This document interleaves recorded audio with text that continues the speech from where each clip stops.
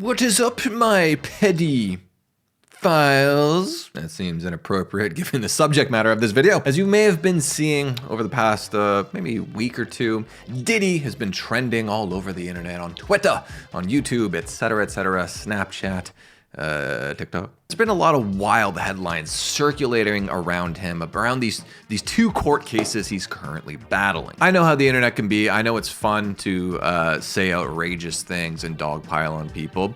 Exhibit A, Meek Mill. There's been this narrative crafted online over the past week or so that Meek Mill has been having gay sex with Diddy. Which again, funny, but is it true? I was very curious about all this, so I thought, hey, why not read through all of the court filings for both of these court cases and then present to you the two outstanding allegations against Diddy, the two outstanding legal battles he's going to have to fight in the very near future. As I mentioned, there's two legal battles he's fighting right now, one versus Cassie, former girlfriend and singer-songwriter, and the other one against Lil Rod, producer-songwriter. I can tell you right off the bat, a lot of the crazier headlines you've seen online, some of them seem to be true, I'll say that. Others were definitely made in one of these two lawsuits, but I think a lot of them are frivolous, and we'll kind of go through that as well. But before we jump into the first one, why don't you leave a like on the video? It helps out the channel a lot. Also subscribe and hit the bell or whatever. And feel free to jump in that comment section and tell me how much you think I suck. That being said, let's jump into the first allegation against Diddy,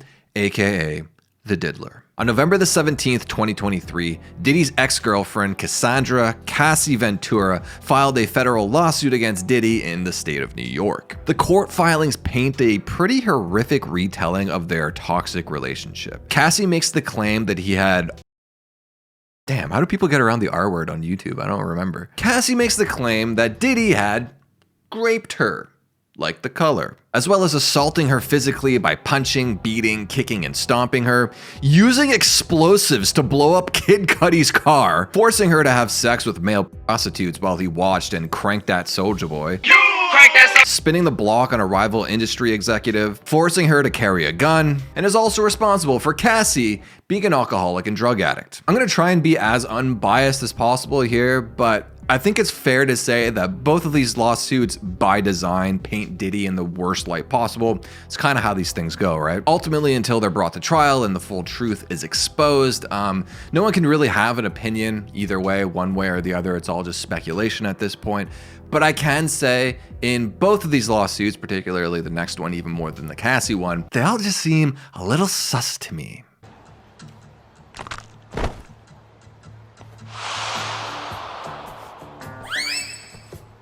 She admits to abusing drugs and alcohol, having sex with hookers, and carrying guns.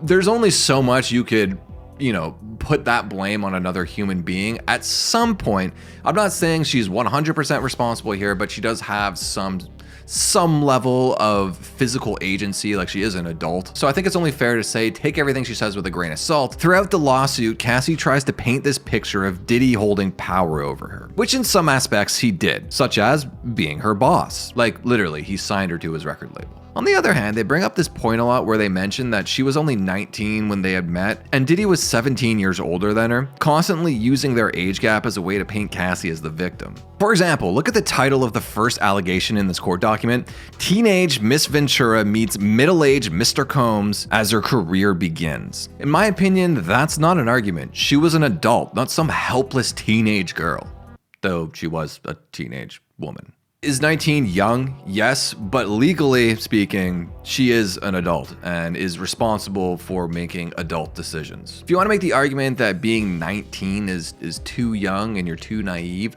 fine, but then that's an argument, that's a legal argument for age of consent, and when you legally become an adult. That's that argument. You have to draw a line somewhere. In most states, that line is 18. She was 19 at the time, so I don't think it's fair to use this tactic as a way to paint Diddy as an abuser. Besides, on top of that, if that's the argument you're really making, it's like, where do you draw the line on that? Like, what is the legal age gap then? If there's a 10-year age gap between you and your partner, is there some inherent level of, hierarchy there just because of age and experience? 18's the line. That's my stance on that. Regardless, the suit details the initial meeting between Diddy, which led to him signing her to a 10-album deal, which is insane. That's most of an artist's career. A very small handful of artists put out that many projects in general. That should have been a major red flag against Diddy that completely gets glossed over. She claims that Diddy showed up to her 21st birthday uninvited with money and celebrities to basically mind control her into having sex with him, which is silly. I don't think using success to impress girls is a crime. She claims he tried to kiss her in the bathroom. She rejected him, as she was not single at the time, and things were left there. Full disclaimer, the earlier parts of this lawsuit I think are insane and honestly just hurt her case, because if true, all the stuff in the back half of this lawsuit is pretty damning. So I don't want to come off like a Diddy defender, but the first 10 to 15 pages of this lawsuit are just BS. Sometime later in December of 2007, Diddy asked to take her out and she said yes despite viewing him as a predator. They met up and went for a drive in his car. He gave her a mysterious pill. She didn't really bother asking what it was for or what was in it or what it was. She kind of just ended up taking it with not many questions, which she'd later find out was ecstasy. They would go for dinner at an upscale restaurant, but the date would be cut short when Diddy was kicked out for being drunk and belligerent.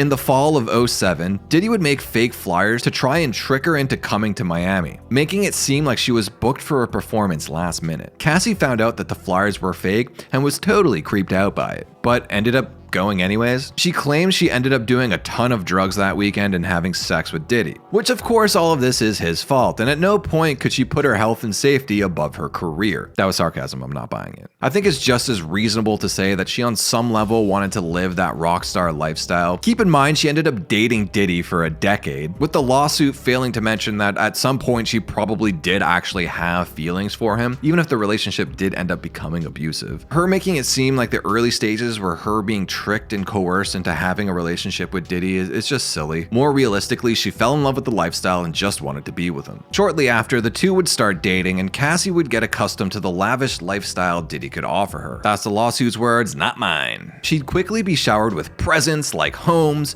cars, designer clothes, etc. They mentioned this to illustrate this being a tactic used by Diddy to try and control her life. And whether or not that was intentional on Diddy's part, I think on some level that is true. I actually have I'll just say someone I know pretty closely that was in a relationship where he married into money. He would often be showered with expensive gifts by the family's patriarchy, and he would quickly learn that those gifts all came with strings attached, and the more expensive the gift, the tighter the string. Nothing in this world comes free, my friends. They also mentioned that Diddy used his staff to drive her around to places like doctor appointments, which, yeah, that's what employees do, who also work for Cassie because she was an artist signed to the label. A funnier claim which completes this Diddy dominance arc they try to paint is paragraph 60, quote, as another example of the ways in which he manipulates Miss Ventura and ensured obedience.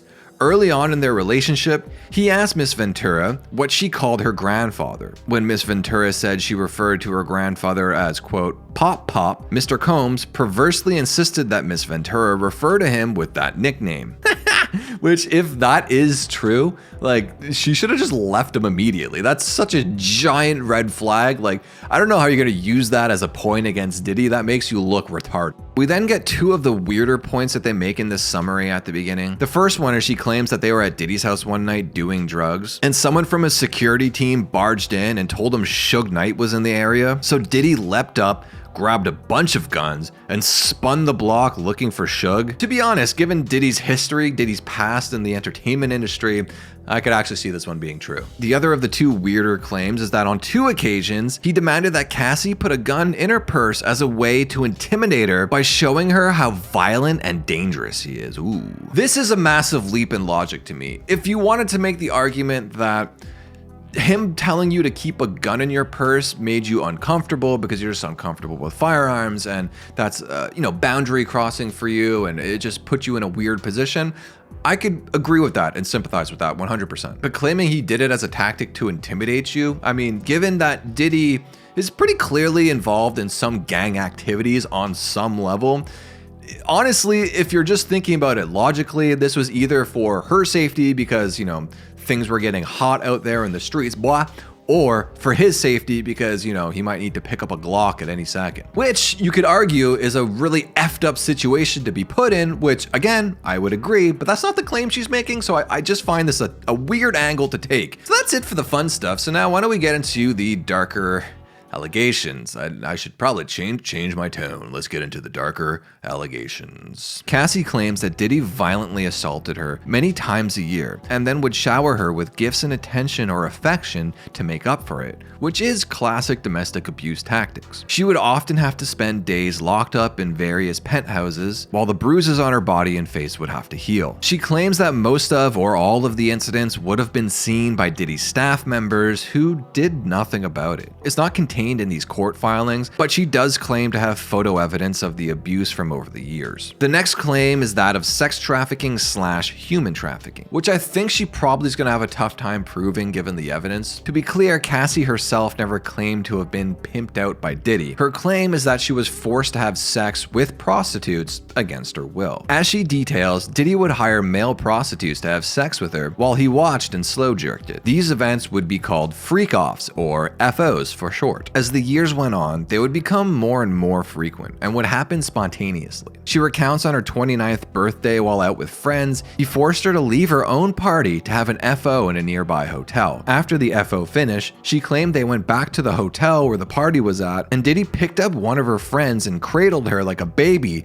swinging her back and forth over a 17th floor balcony like he thought he was MJ or something. Initially, Diddy would choose the men, but eventually Cassie was tasked with picking her own hookers. Diddy liked black guys with big penises and wanted Cassie to wear white nail polish as a contrast thing. This is really funny, but seems like a completely unnecessary detail to include in a court document. Goddamn, Cassie. She also claimed he was intoxicated for all of them and would often beat her in front of the hookers with big black penises, as well as give her lavish gifts in the middle of an FO. Now, why I said this will be tough to prove in court is because she openly admits to being high on drugs for all of these FOs. She makes the claim that she was forced into all of this and all of this is Diddy's fault, but I assume the rebuttal, the argument against this point from Diddy's legal team is going to be something along the lines of she was a drug addict that actively wanted to participate. She even picked out her own hookers. She then speaks about trying to escape Diddy's hold over her, including in 2012. They had a brief breakup and she started sleeping with Kid Cudi. Diddy found out and started beating her and threatening to murder her with a corkscrew, and flat out told her that he was going to blow up Kid Cudi's car,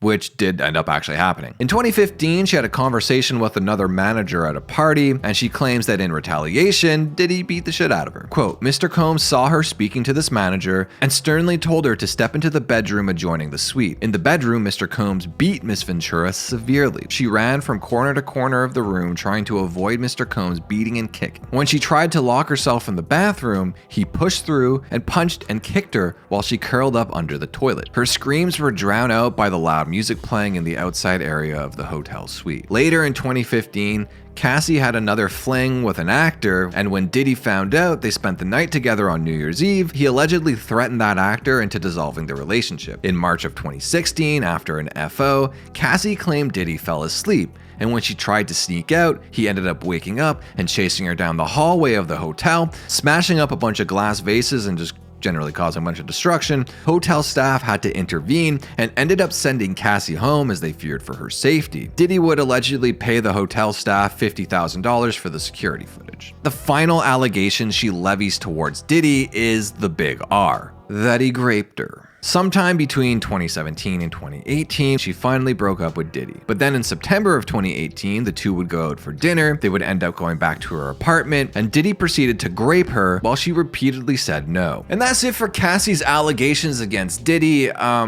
Diddy is, if you know anything about Diddy, he's clearly a pretty violent person, to say the least. So I'm sure a lot of the violent stuff and the sex stuff probably is honestly true. But I get the sneaking suspicion that there is some lies mixed in here, as well as this is actually a civil suit. It's not a criminal case. So the goal of this lawsuit is for Cassie to get money out of Diddy. When the suit was initially filed, they reportedly ended up settling the next day for $30 million, but somewhere down the line between then and now, that deal was rescinded. So I'm not saying she's lying about everything or that Diddy is a good person even, but I think her motivations aren't altruistic. But enough of the dark stuff, let's move on to the next case. This lawsuit is a way more salacious one than Cassie's, but just by reading through the court document, you could immediately feel the price difference in the legal teams. Honestly, it feels like it was like written by the defendant's cousin or something. There's different sections that are copy and pasted verbatim throughout the suit. I actually found a spelling mistake in it. It could almost be classified as a comic book with the amount of images included within the document. There's a lot of fluff, and they do this thing that's completely baffling to me. They mention certain celebrities in this lawsuit and redact the name, so it'll just say, redacted rapper or redacted R&B singer. And then it'll have a little, annotation and scroll down to literally the bottom of the very same page. There'll be a footnote that says 1.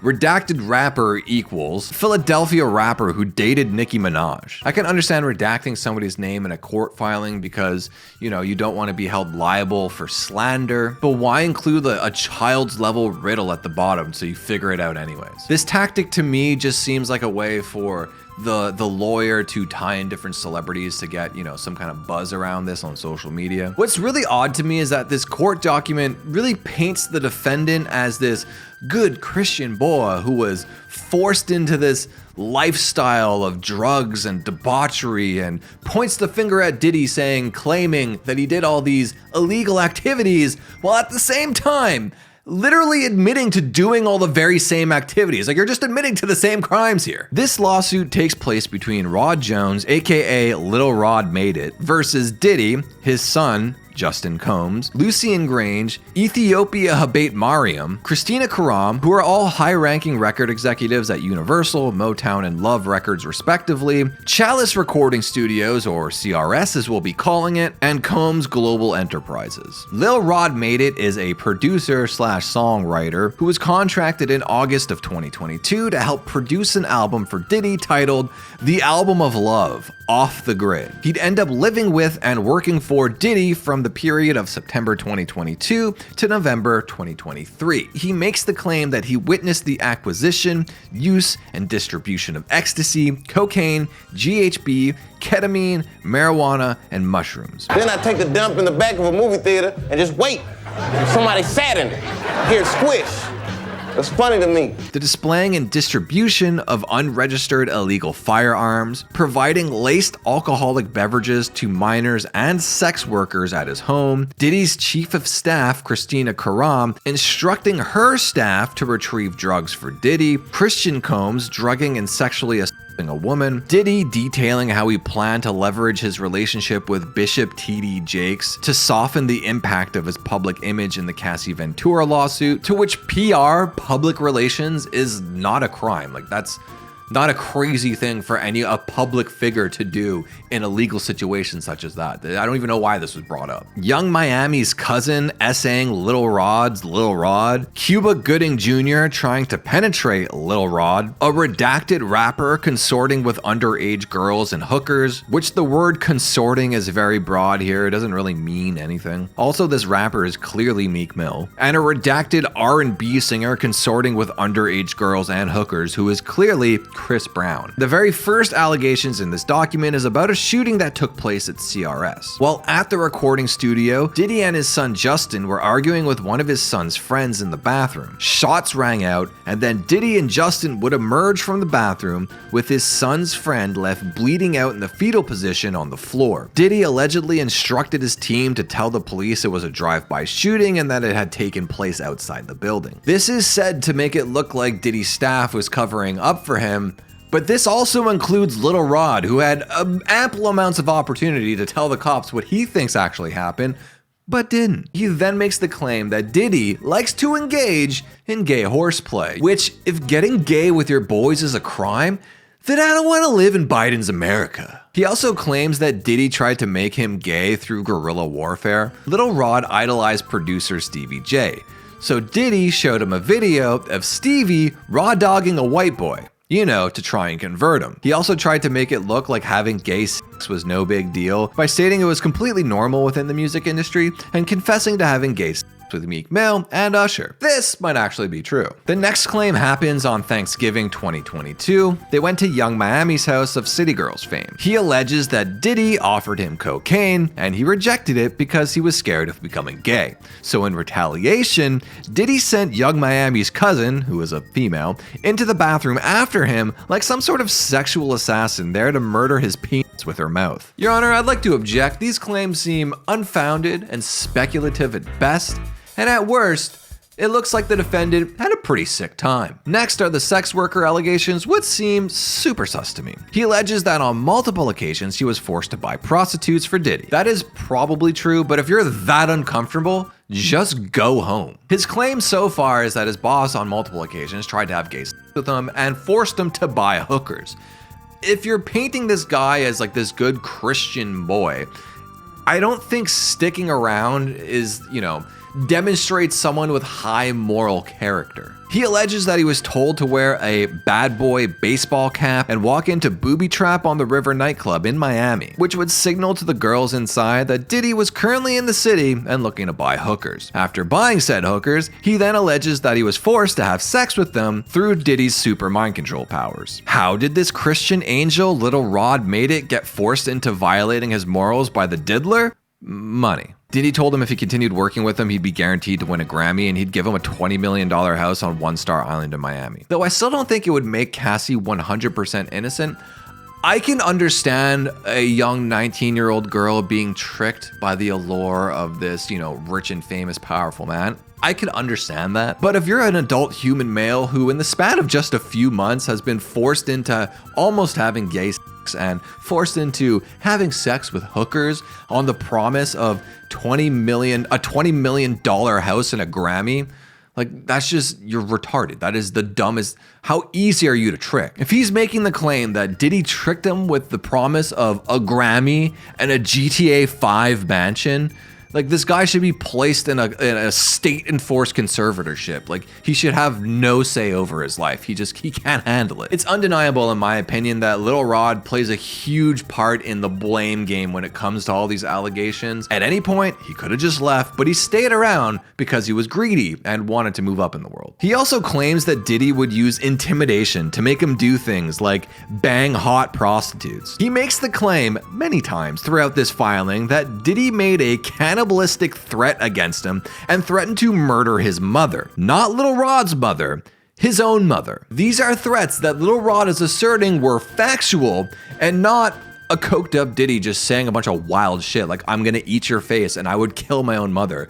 What do you think I would do to you? Going back to the hookers, Lil Rod makes the claim that one night he was drugged and woke up in a bed with two prostitutes and Diddy naked beside him. On July 2nd, Lil Rod alleges that Diddy had a listening party at his home and says that Chris Brown was there through some gay riddle. This was also for no reason. He never explicitly states that Chris Brown did anything nefarious. This is, however, preceded by Lil Rod making the claim that there were hookers and 16-year-olds at the party. This is a little confusing. He doesn't claim that the 16-year-olds were definitely prostitutes, but by mentioning them shortly after Chris Brown and hookers, it implies that they were there to have sex with. This was an industry listening party. These could have been, some record executive's kid and her friends. It could have as easily been that. Lil Rod goes on to say that Diddy and his team were passing out shots laced with ecstasy. Lil Rod took one and then passed out and woke up at 4 a.m. with a hooker sleeping next to him, which in my legal opinion doesn't sound like ecstasy at all.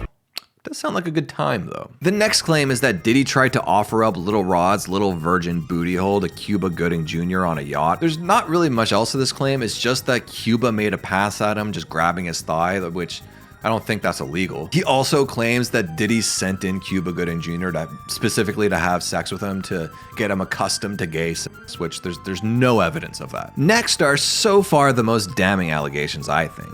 He claims that he wasn't paid for his work. In Diddy's defense, there doesn't really seem to have ever been any contract signed or seemingly any verbal agreements as to what his compensation would be, or at least there's no mention of that in the document. Lil Rod says he was offered to be paid only $29,000 for 9 songs recorded over the course of 13 months, which is extremely low, but it's also worth mentioning that only 6 of those records ended up making the album, which is still low. Lil Rod made a counteroffer for $50,000, which I still think is pretty pretty low, and Diddy still denied him. After taking this contractual dispute public, instead of suing Diddy like an adult would do, Lil Rod alleges to have received an onslaught of threatening texts from Stevie J and DeForest Taylor, an A&R for Love Records. What you're seeing here is an example provided by Lil Rod as one of these threatening texts he received, which it looks less like a threat and more of him being invited to debate his claim on a podcast to a large audience, so do with that information as you will. In this same claim, he also paints Diddy as this violent monster who admitted to doing the 99 shooting that got former Bad Boy signee Shine locked up for a decade,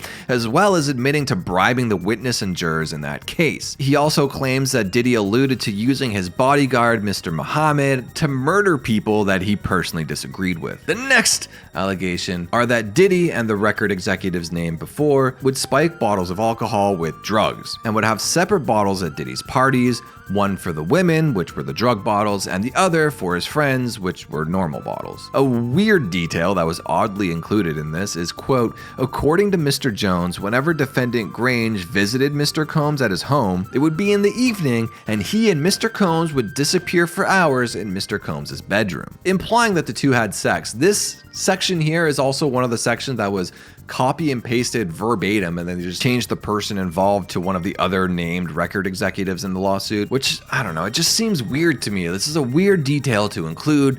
Him having sex with record executives has no bearing on the case whatsoever, and it's just like it's alluding to it. It's not outright saying it either. It's very speculative. A lot of this stuff is very speculative. The way Lil Rod's defense team, aka his cousin Big Rod, characterizes Diddy and the other defendants' modus operandi is kind of the inner workings of an organized crime family, even calling them a Rico enterprise in the lawsuit. But instead of dealing drugs, they are having sex with teenagers. I'm not kidding. In this suit, they make the claim that Diddy's relationship with Karam is comparable to Epstein and Maxwell. They detail people's roles within the organization, most of which is them just buying hookers, guns, and drugs for Diddy. He also makes the claim that all of Diddy's staff are instructed by Karam to carry fanny packs at all times that is filled with cocaine, GHB, ecstasy, weed gummies, and Tucci, which is a pink mixture of coke and ecstasy, at all times, in case Diddy wants to do one of his favorite drugs. Jose Cruz, Diddy's IT guy, also gets brought up in the allegations.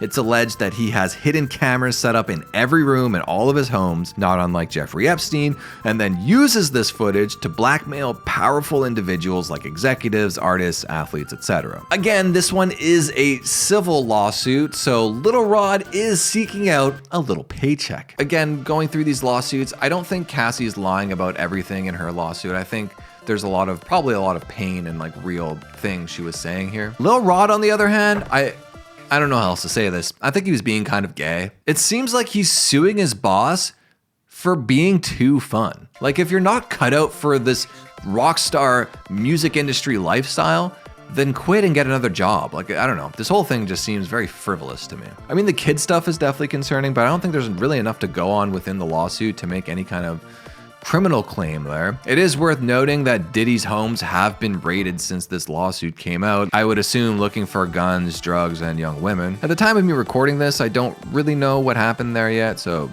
jury's out on that. Thank you for watching. As always, free Diddy. Bye.